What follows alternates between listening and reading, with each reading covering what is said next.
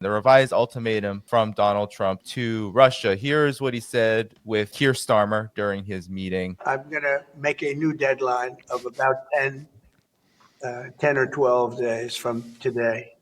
There's no reason in waiting. There's no reason in waiting. It's 50 days. I want to be generous, but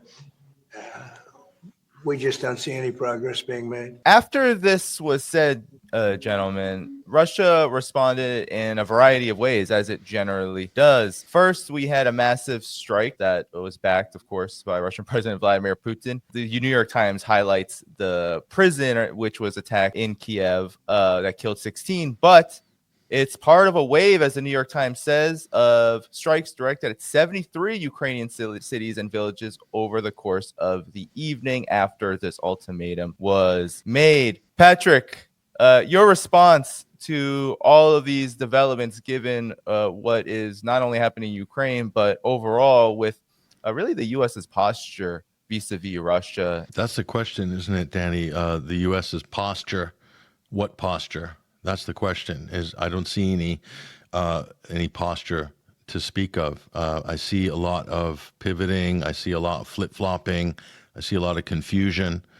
And I see a lot of, quite frankly, desperation by Ukraine itself, of course, but also by the Trump administration, taking these kind of ambiguous remarks about, deadlines and so forth. It's at some point it loses credibility, and I think this is the problem. I don't think. See, the problem is Donald Trump. There's no political W for Trump, but there is a W. There is a W for certain people, like certain vested interests. The W is, and this, in my opinion, this is the fallback position of the United States. The W is to extend this conflict, to keep ramping up arms sales. To watch European defense stocks go through the roof as they have been for the last year, and U.S. defense stocks as well. That's a W. You can't say that from a political point of view. It's kind of an unsavory thing for any politician, even Trump, to say too loudly. But that's the W, and the W for Russia is to continue making the same type of steady progress that they're making on the battlefield. And so and Medvedev's right. One way or another, Russia's going to secure its national security interests. It's going to defend its interests one way or another. And it doesn't look like the United States or Ukraine or NATO is going to stop them. So that's kind of where we're at. This is kind of an unofficial standoff, if you will. That's what it looks like, because Russia's not going to abide by any unconditional demands or, terms of surrender laid down by Donald Trump. It's not going to happen. So there's no serious talk from Washington about the political settlement. And from Russia's point of view, let's just be honest, it hasn't changed much in since February 2022. It's not much different than the original Istanbul Agreement. Yes, the territories and the borders have changed somewhat since then. Ukraine's lost more actual territory, and they'll probably lose more the longer it goes. For Ukraine, it's cut your losses, but that's politically untenable as long as Zelensky's in. So the big question, Danny, is what comes after 50 days or 10 or 12 days? Is it going to be another sneak attack? Because that's what happened before the last impasse, the last negotiations. We saw a gallant raid, the brave Ukrainians hitting the Russian nuclear deterrent. Or are we looking at regime change? Is Zelensky coming in to replace Zelensky? Or are we just basically playing the same game we've been playing for the last how long of this facade of negotiations? Meanwhile, as I said initially, the vested interests already have their game in place. And so that's the real game behind the scenes. Russia has its game. The West has its financial game as well. And the rest is political theater for us. That's the question. What is going to happen after 10 or 12 days? I agree generally with everything that Patrick just said. I think that what's really, really important to always keep in mind is that we are witnessing the clash of two systems, generally. which makes the conflict in Ukraine the same conflict that we're witnessing in the Middle East, the same conflict that might happen with China in the future. And the logic of this conflict is such that you can't be, you have to be on one side or the other. And the two sides, the two systems of governance is the Western oligarchic, neo-colonialist, imperialistic system of governance versus pretty much the rest of the world. And now it so happens that there are certain powers in the world that are willing and able to resist the diktat of the empire, these powers being primarily Russia and China, and also Iran. And so, the question is then, what side did the Trump administration take in this conflict? And my conclusion, based on the past 6 months of Trump administration's activities, has been that Trump has really taken the side against the empire. So very often Trump makes these statements, which are, I think, largely psyops. He makes these statements for certain audiences, and he's in the UK now. And the UK is the most desperately warmongering side in this conflict with Ukraine. The empire that we have in the West today is still headquartered in the city of London. That's still its strategic, spiritual, and it's still the main headquarters. The United States has been mainly the financial and military muscle for the empire. And I think that Trump has been consistently trying to extricate the United States from this imperial role, but this is a very complicated task because the groups and interests that have benefited the most from the United States being the empire's enforcement arm are the most powerful groups in the United States, being the banking cartel, the military-industrial complex, and certain other groups. And so he's in London now. He's in the UK now. He's meeting with Starmer. I think that he has to give them the impression that he is still game for being the enforcement arm for the empire. But I think that in reality he has no intention of doing this. If we go back to the beginning of the administration, even before he was inaugurated, we had Marco Rubio, who said that the United States, that his administration is regarding the post-World War II order as more than obsolete. He said that it has even been weaponized against the United States, and that the new reality are the multipolar integrations. Now, it seems fairly definite that Trump administration has chosen the path of multipolar integrations.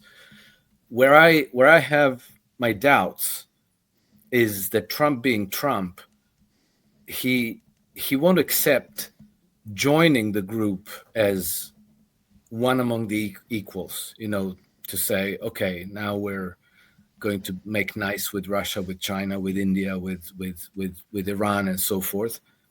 He's going to try to, it seems to me that he's going to try to hijack the project and make it his own. So derail the BRICS movement and try to finagle his own multipolar way.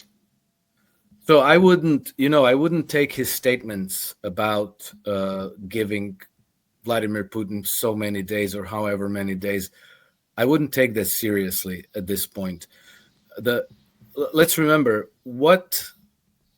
the only way that he could change course in the war in Ukraine, and even that wouldn't be enough, if the United States actually stepped in and said, right, we're going to provide a real ironclad security guarantee for the government in Kiev. Trump's not going to do that. And so everything else is just marginal posturing, positioning, psyops, deception. I think it'll take time for us to know what his true intentions are. On the one hand, Alex says that there is reason to believe Trump is finagling a kind of different posture for the United States. The results, it seems like, of this conflict appear to be going in the same direction that they've been going under the Biden administration. So what is your assessment of this and your response to Alex? Yeah, I mean, I reported on, Marco Rubio at the time. I think it was an interview he did with Megyn Kelly, actually, where he mentioned the multipolar world. And, I think he's just been, or the beginning of the administration, first couple of days. And that was the last I heard of anybody in the administration saying such a thing. So while it's on record, and many of us did report at the time, and I was obviously very happy to hear that, but everything that has transpired since has been unipolar rhetoric coming from the administration. And, I'm not privy to any plans they have behind the scenes, but how the optics globally are that the United States is acting more like a unipolar actor than ever before. Because previous administrations, even the neocons, to a degree, still acting within the international system. And the international system is comprised of rule sets, okay? Obviously, the United States has set many of the rule sets, but their allies as well have adopted those through the G7 and these other consensus-building institutions over the years, and trade, commerce, international relations, treaties, agreements, and accords all take place within that rule set. The problem with Trump is it's hard to identify any discernible adherence to any rule set. It's almost like it's diplomacy on the fly, it's intimidation. It's almost like international racketeering.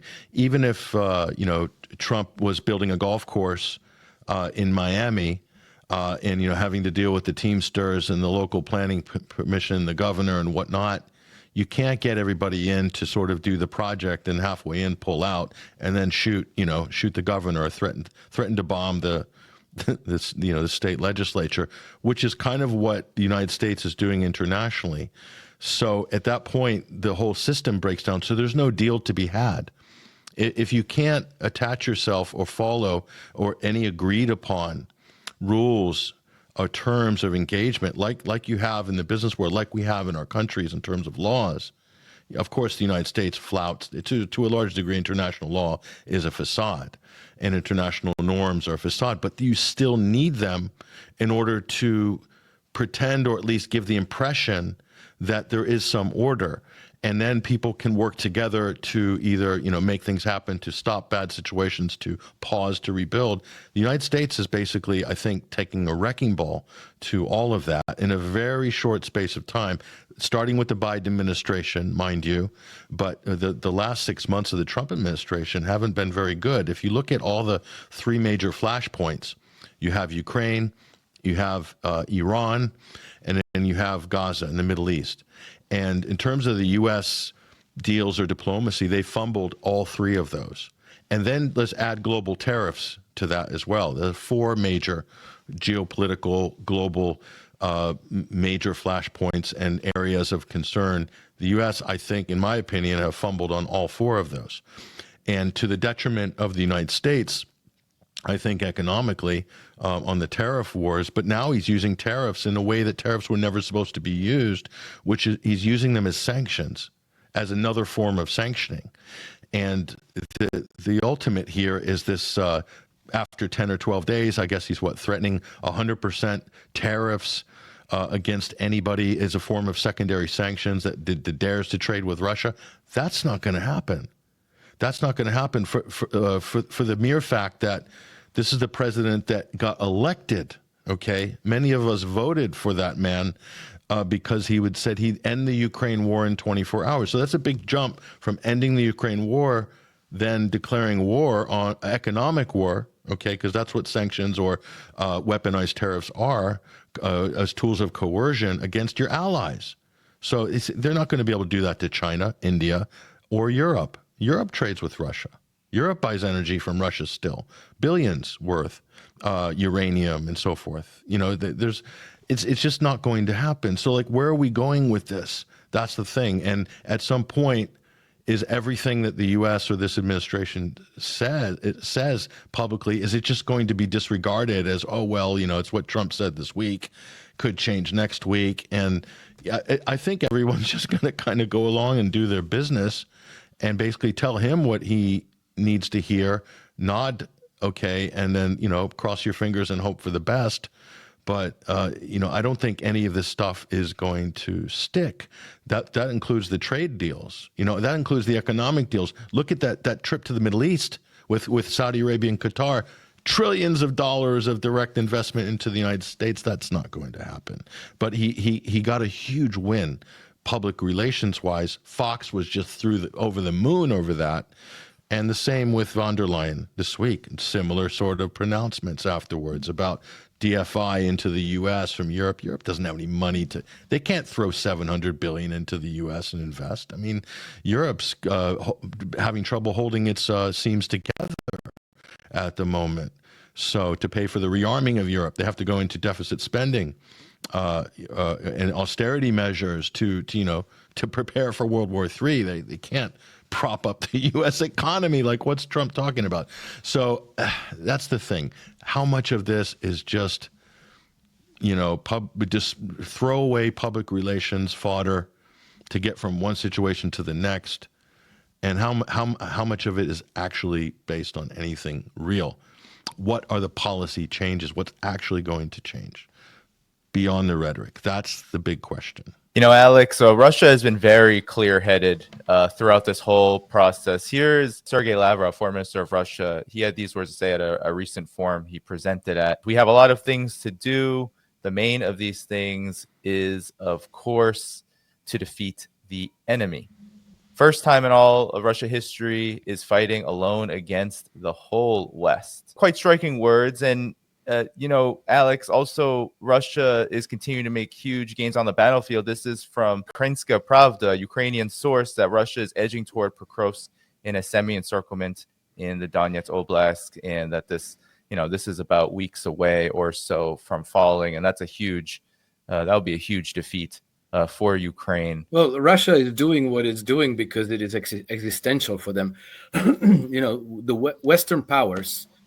And when I say Western powers, it's been France, it's been Poland, it's been Lithuania, it's been Sweden, Germany, it's Ukraine. The actual power is the banking establishments that end up financing all these wars. But they've been going at Russia for more than 300 years now, and it is very clear that they will never stop.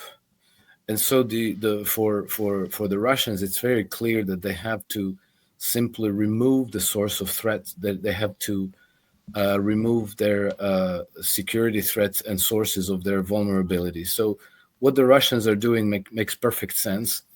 And the way they're doing it has been extremely cautious and responsible. They have, at every step of the way, they gave peace a chance. They, 4 days after they started the special military operations, they already started the negotiations. So I think that history will judge Russia kindly, in the sense that Russia's actions can be explained and they make sense. The Western actions, it's very different. It's been some kind of a fanatical obsession with destroying Russia, partitioning Russia, regime changing it, and turning the Russian population into basically slave labor force to help Western financial interests extract Russian resources for the benefit of Western corporations and banks. I don't know whether we can arrive at sensible judgment about what is going on the basis of public statements by either Russian side or the American side. I think that they are all concealing their hand. Trump has, Trump, not just during this 6 months of his term in office now, but practically since he started into politics, he has been consistent in the sense of wanting to extricate the United States from its imperial role and returning it to its republican traditions. We saw that in his first administration, it didn't go so well. He got practically immediately sabotaged, and he got run over by the big Russiagate scandal.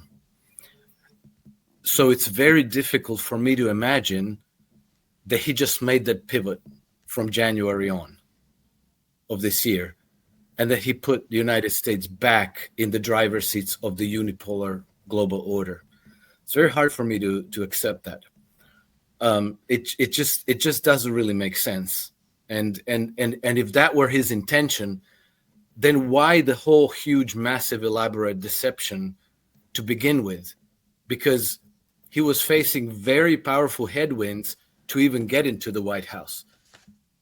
He could have just as easily said, hey, business as usual. We're going to continue exactly the way the Bush 43, Obama, Biden, Clinton, everybody else did. And he would have faced no opposition, no impeachment, none of this. And then, this new camaraderie with Keir Starmer, I don't buy that for a second either, because, let's go back to the Russiagate scandal. That whole thing was cooked up by the British intelligence services. And I know as a fact that Trump very perfectly understands this. And he understands that the British have done everything to prevent Trump from becoming president. Keir Starmer himself sent 100 labor operatives in the last stages of the election to try to turn the swing states to Kamala Harris. Keir Starmer's political patron, Tony Blair, was the political patron of Barack Obama. And not only that, but remember who cooked up the dossier, the Russiagate dossier. It was Christopher Steele, the MI6 guy. The Christopher Steele took Donald Trump to court in London, and in April of this year obtained a £685,000 judgment against Trump. So this is not being talked about, but the idea that Trump is somehow oblivious to all this and that he's suddenly treating Keir Starmer's cabinet as friends, partners, and allies, I can't quite square this with what I know about Trump. I think that there's a great deal of deception and psyops going on, and that it'll take time for us to understand. But he's also said many times, in many statements, he said that he trusts Vladimir Putin. So it makes me wonder if there aren't continued communications and cooperation between Russia and the United States that are ongoing, and that all of these public statements are for public consumption to their own domestic audiences. And I'm not necessarily talking about the average voter. I'm talking about perhaps the military-industrial complex, the intelligence apparatus, the deep state, and all of these people who, are still hoping somehow to, as the Brits say, flood the zone around Trump and turn him around to their camp. So I'm generally very suspicious of all these public statements, because I can't see Trump pivoting from his long-held position, 1776, and turning the United States into a global manufacturing powerhouse, which is probably his main reason for going all with these tariffs like a loose cannon. And so I tend to try to find enough dots to connect below the surface appearances of things to try to understand what's going on. And now if it is true that they are preparing to replace Zelensky with Zaluzhny, I'm going to say this, and I'm totally going on the limb because I've been paying attention to this story since the time Zaluzhny vanished for 2 weeks in Ukraine. Remember, he just vanished. I think that the Brits are walking into a trap. And I think that if Zaluzhny takes over in Ukraine, the West is going to lose Ukraine, and Ukraine is going to pivot back into the Russian orbit.